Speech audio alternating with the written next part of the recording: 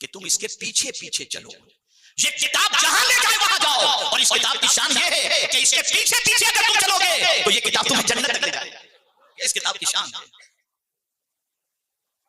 ہر کتاب کو فالو کرتے ہو، ہر نیوز پیپر اور سوشل میڈیا کو فالو کرتے ہو، قرآن کو کیوں فالو نہیں کرتے؟ قرآن کہتا ہے فَاتَّبِعُوهُ، اس کے پیچھے چلو، اس کی اتباع کرو۔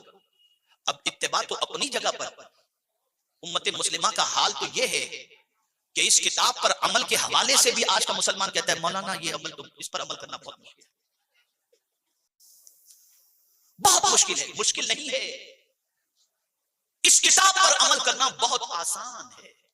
اس کو قرآن نے دوسری جگہ پر اجاگر فرمایا، حالانکہ وہاں پر حکم دوسرا ہے، دوسرے عمل کے حوالے سے قرآن نے کہا ہے، لیکن میرے مولا کی شان ہمیشہ یہی رہی۔ کیا ہے؟ اللہ فرماتا ہے یرید اللہ بکم اليسر ولا یرید بکم العسر، اللہ تمہارے لیے آسانی چاہتا ہے، تکلیف نہیں چاہتا۔ اگر قرآن پر عمل کرنا تکلیف والی بات ہوتی تو کبھی تو اللہ عز و جل یہ نہ فرماتا کہ اس کی پیروی کرو، نہیں، اس پر پیروی بہت آسان ہے۔ اب یہاں سے یہ بات سمجھ میں آئی کہ یہ کتاب صرف حفظ کرنے کے لیے نہیں ہے، یہ کتاب صرف تلاوت کے لیے نہیں ہے، یہ کتاب صرف گھر میں برکت کے لیے رکھنے کو نہیں ہے، یہ کتاب صرف بچی کو جہیز میں دینے کے لیے نہیں ہے، بلکہ یہ کتاب اس لیے ہے کہ اس کتاب پر عمل کرو۔ اس نے جسے حلال کہا ہے اسے حلال مانو، اور اس نے جس کو حرام کہا ہے اسے تم حرام۔ اس کتاب کو فالو کرو۔ اب تاریخ اٹھا کر کے دیکھو اس کتاب پر عمل کرنے والوں نے کیسے عمل کیا۔ حضرت امام علی مقام علی جدہ علیہ الصلوۃ والسلام سواری پر سوار ہو کر مدینے کی گلی سے گزر رہے تھے، تو آپ دیکھتے ہوں گے کہ ہر جگہ پر فٹ پاتھ پر کچھ لوگ بیٹھے ہوتے ہیں، کہیں غریب بیٹھے ہوتے ہیں اور راستے میں بیٹھ کر کھا رہے ہوتے ہیں۔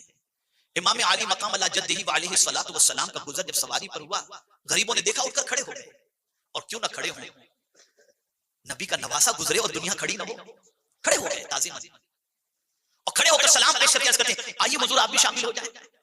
کس سے کہا جا رہا ہے؟ نوجوانان جنت کے سردار سے کہا جا رہا ہے کہ آئیے حضور آپ بھی ہمارے ساتھ شامل ہو جائیں۔ امام حسین بغیر توقف کیے فوراً سواری سے نیچے اترے، ان لوگوں کے ساتھ بیٹھ گئے، تھوڑا سا ان کے ساتھ کھا لیا، اور پھر ان سے اجازت مانگ کر کے سواری پر سوار یہ کہتے ہوئے کہ میں نے تمہاری دعوت قبول کر لی، اب تم میری دعوت قبول کرو، میرے گھر بھی کسی دن آ جاؤ تاکہ میں بھی تمہاری دعوت کروں۔ یہ کہہ کر امام حسین رضی اللہ تعالیٰ عنہ کی آنکھوں سے آنسو نکل گئے، سواری پر بیٹھے آنکھوں سے آنسو جاری۔ لوگوں نے پوچھا حضور کیا بات ہے کہ آپ دیدہ ہو گئے؟ فرماتے جب انہوں نے مجھے بلایا نا تو مجھے ایک آیت یاد آ گئی۔ دیکھیے قرآن پر عمل، مجھے ایک آیت یاد آ گئی، اس آیت کی یاد آتے ہی میں اتر گیا، فوراً ان کے ساتھ کھا لیا، اور یہ آنسو شکرانے کے ہیں۔ لوگوں نے کہا کون سی آیت یاد آئی؟ فرماتے اللہ فرماتا ہے ان اللہ لا يحب المتکبرین، اللہ تکبر کرنے والے سے محبت نہیں فرماتا۔